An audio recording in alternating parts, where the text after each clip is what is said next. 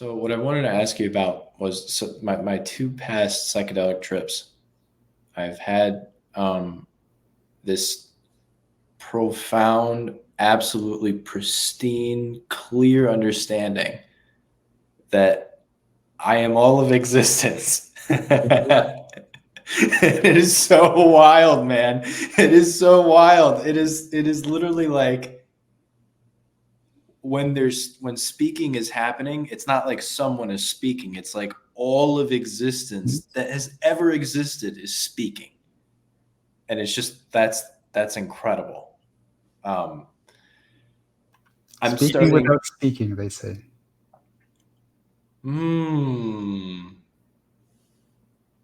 That's how it feels. Mm-hmm. Yeah. Yeah. So now sometimes I enter a little bit into this territory when I smoke weed. But what I wanted to ask you about, and I'm sure it's like an absurd question, but I want to ask it anyway. Is there any other way to like more quickly integrate this felt sense of existence, right? Uh, in between What trips, once, you know? what once, what wants it to come quicker is exactly what stands in the way. Yeah, okay. That's why I thought it would be absurd. Like, Yes. watch. Yeah. What misses it is what stands in Mm, the way. What mm, yearns for it is what stands in the way. Yes. mm, mm. Okay. So just the same stuff. Yes. Yeah. Just the same stuff. Because if you want, you see, if you wanted to to come quicker, it means that on some level you're not quite satisfied Right. with what's going on now, and you need to feel more of it. Right. There is, of course, some level, like it's a transformation. So first, for example, sadness or tears are very painful.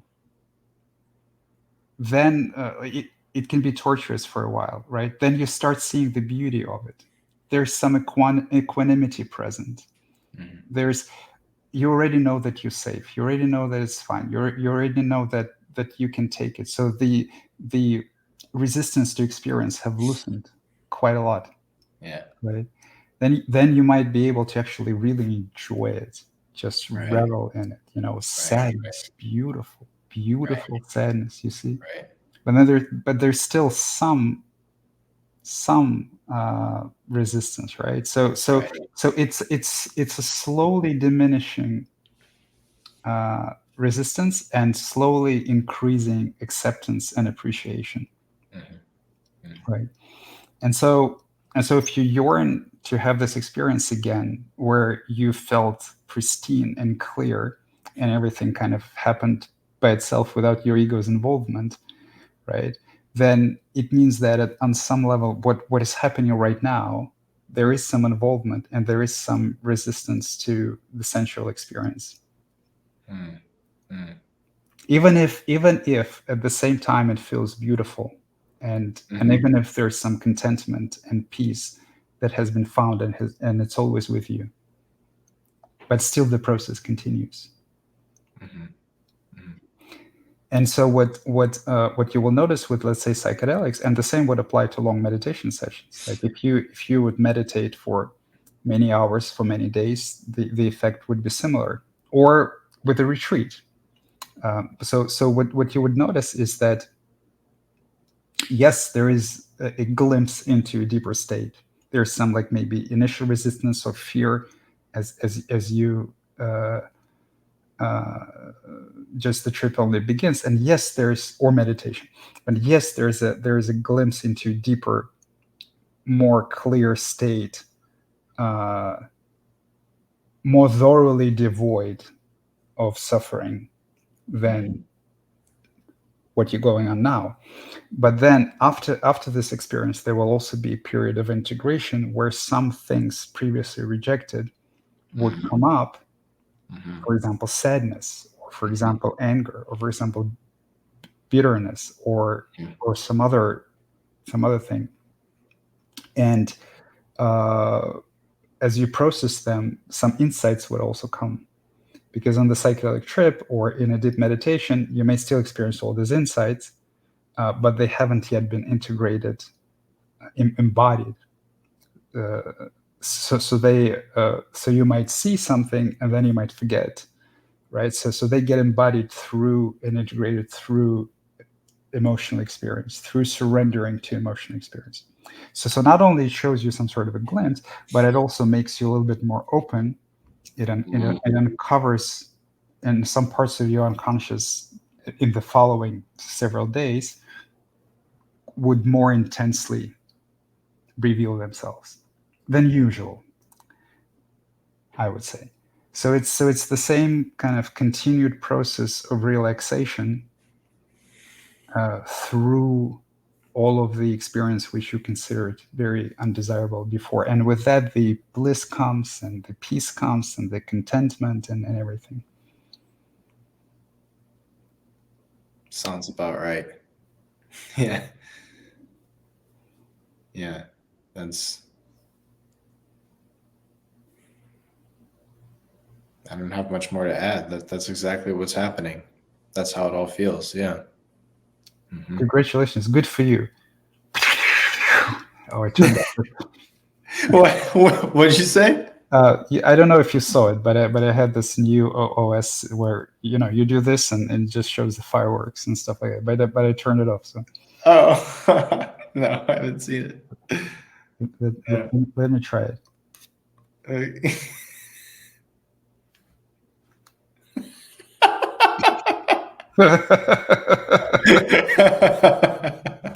Work. That should be like an emoji reaction on Discord on the server. Good for you, my friend.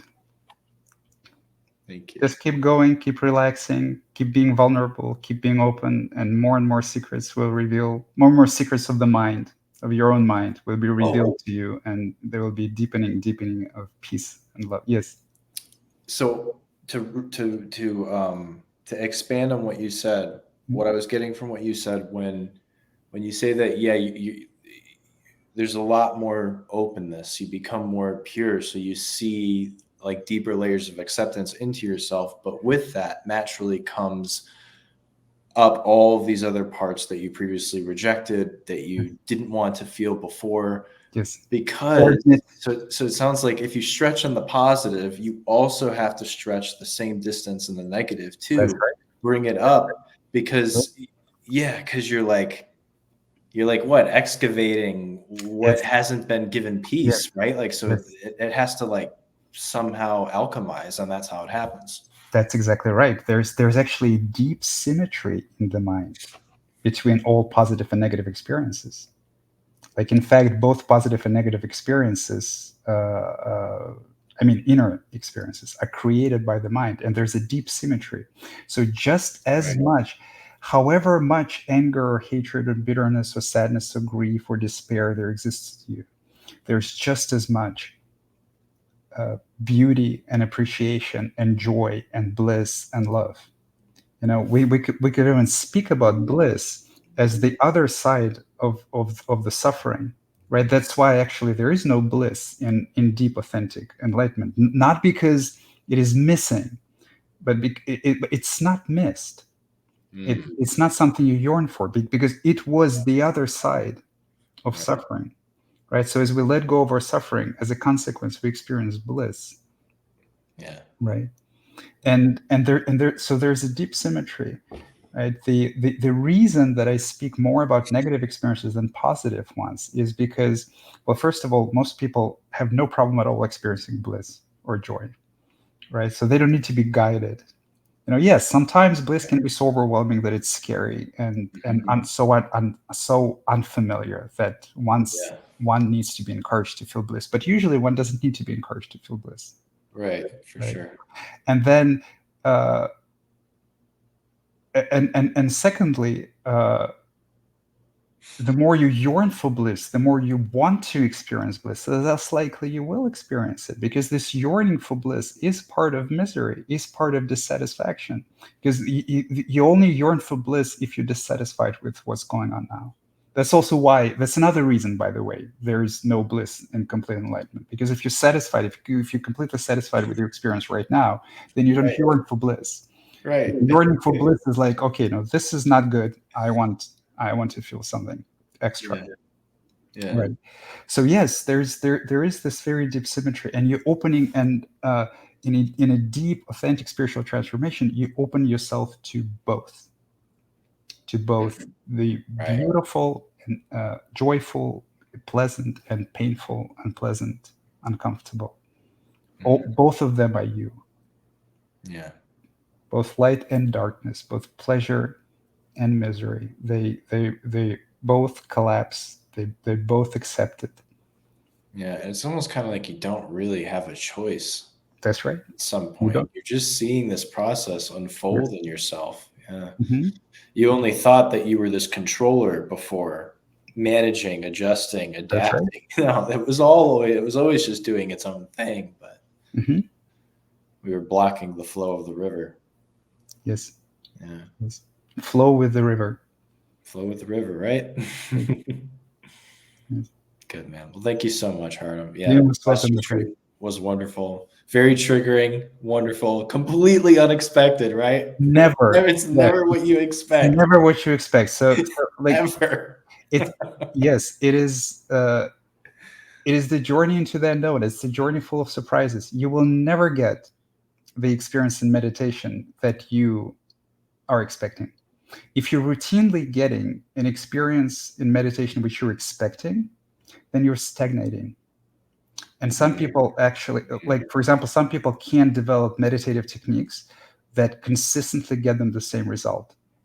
But that means that there is no deepening, there is no opening.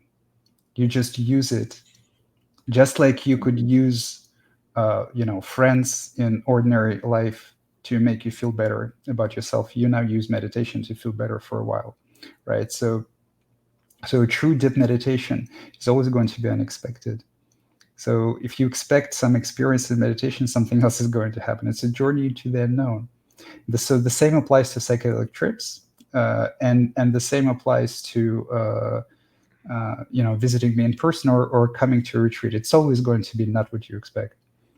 That's the lesson: not to expect, but accept. And that's the same lesson that a teacher would deliver you, a LSD would deliver you, meditation would deliver you, any spiritual practice. That our expectations of what we should experience is exactly what binds us to the true opening of love, the true opening of the heart, the true equanimity. So we learn not to expect, but accept, not to expect, but enjoy, not to orchestrate, but flow. Yeah. So it's a very big sort of component, this unpredictability of the spiritual path. It must be this way. It has to. Yeah. Yeah. It seems that it's really about becoming so much more affected. Yes, It's up to a affected. certain point. Yeah. And until you stop being affected, because like you are affected, because even though it feels like you're affected by all the external events and what's happening, but in reality you're affected by your unconscious.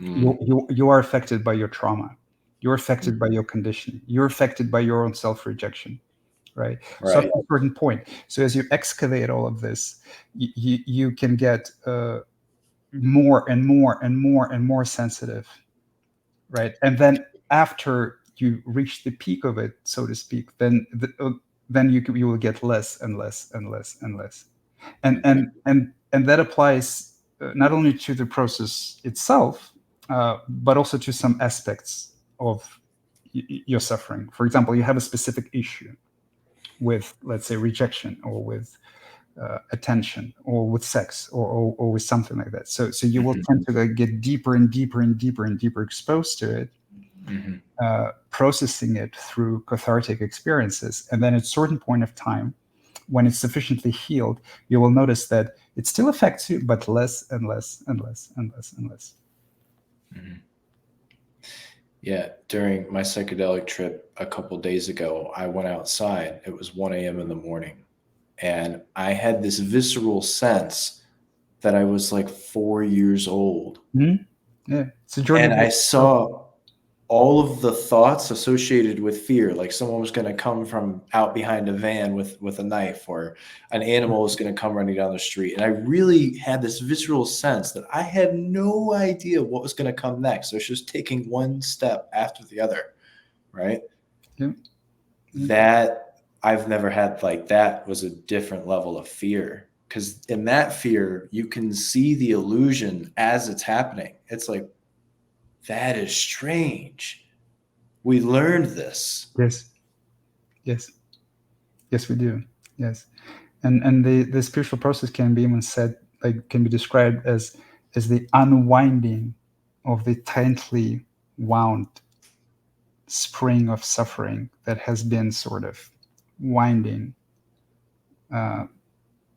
tightening for years, up to a certain point where something just snapped and you can't take it anymore, and it starts unwinding. So it's on the subjective, experiential, personal level. It feels like a journey back.